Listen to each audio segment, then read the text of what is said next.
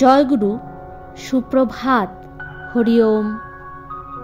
ওম অখণ্ড সংহিতা বা অখণ্ড মণ্ডলেশ্বর শ্রী শ্রীমৎ স্বামী স্বরূপানন্দ পরমহংসদেবের অমৃতময় উপদেশবাণী, দশম খণ্ড।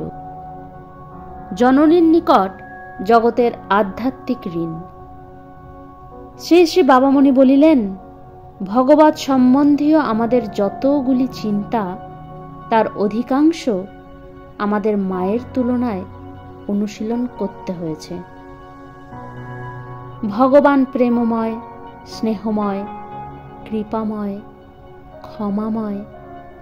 এই কথা শুনে ভগবানের মহিমা উপলব্ধি করতে শিক্ষা করার বহু পূর্বে আমাদিগকে জননীর প্রেম, জননীর স্নেহ, জননীর ক্ষমা ও জননীর করুণার আস্বাদন করতে হয়েছে। ভগবানকে স্নেহময় বলে বিশ্বাস করতে উপদিষ্ট হওয়ার বহু পূর্বে আমরা প্রত্যেকে শত শত স্নেহময়ী জননীকে নিজ সন্তানের জন্য আকুল বাৎসল্যভাবে অনুপ্রাণিত হতে দেখেছি আমরা মা কেমন সন্তানকে বুকে জড়িয়ে ধরে স্তন্য পীয়ূষ পান করান। দেখেছি আমরা মা কেমন করে নিজে না খেয়ে ক্ষুধিত সন্তানকে আহার করান। দেখেছি আমরা মা কেমন সমগ্র রজনী জেগে থেকে রুগ্ন সন্তানের শুশ্রূষা করেন।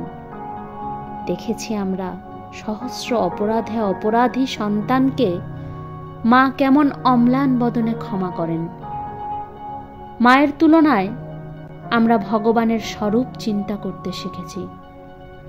ইহুদিদের একটি প্রবচন আছে, ভগবান তো সব স্থানে যেতে পারেন না, তাই তিনি সব স্থানে থাকার জন্য জননীদের সৃষ্টি করেছেন। অবশ্য ভগবান সর্বব্যাপী, কিন্তু ইহুদি প্রবচনের অর্থ হচ্ছে এই যে মায়ের ভিতরেই ভগবানের স্নেহ করুণ ক্ষমার পার্থিব প্রকাশ। এমন নিঃস্বার্থ ভালোবাসা জগতে আর কে বাসবে?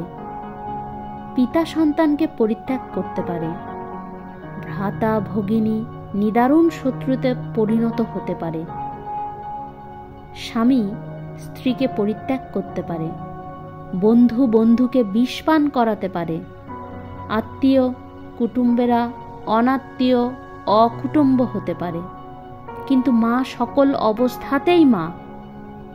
কোনো অবস্থাতেই মায়ের স্নেহের হ্রাস নাই, মায়ের করুণার সীমা নাই, মায়ের ক্ষমার কার্পণ্য নাই। মায়ের এই অপার অসীম গুণাবলীর তুলনা দিয়েই জগতের অধিকাংশ ভগবৎ ভক্তের ঈশ্বর সম্বন্ধীয় ধারণা সৃষ্ট, পুষ্ট ও পরিবর্ধিত হয়েছে। যারা সখাভাবে বা কান্তভাবে ভগবানের উপাসনা করেন, তাদেরও প্রাথমিক ধারণা মায়ের চরিত্র ও গুণ অবলম্বনেই গঠিত হয়েছে।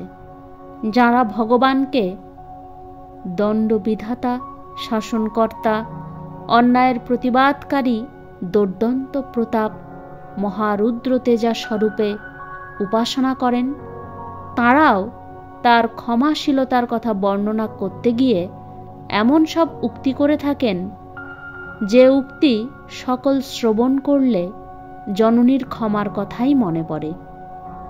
অতএব অন্যে একথা স্বীকার করুক আর না করুক, আমি বজ্রকণ্ঠে বলবো, জননী জগতের ভগবৎ শক্তির মূল। পৃথিবীর কোন দেশ আছে যেখানে ভগবৎ ভক্তের পূজা নাই? পৃথিবীর কোন জাতি আছে যে জাতি ভগবৎ ভক্তকে সসম্ভ্রমে প্রণতি না করে? চিন্তা করে দেখো, মায়ের কাছে আধ্যাত্মিকভাবেও জগৎ কত ঋণী। হরি ওম।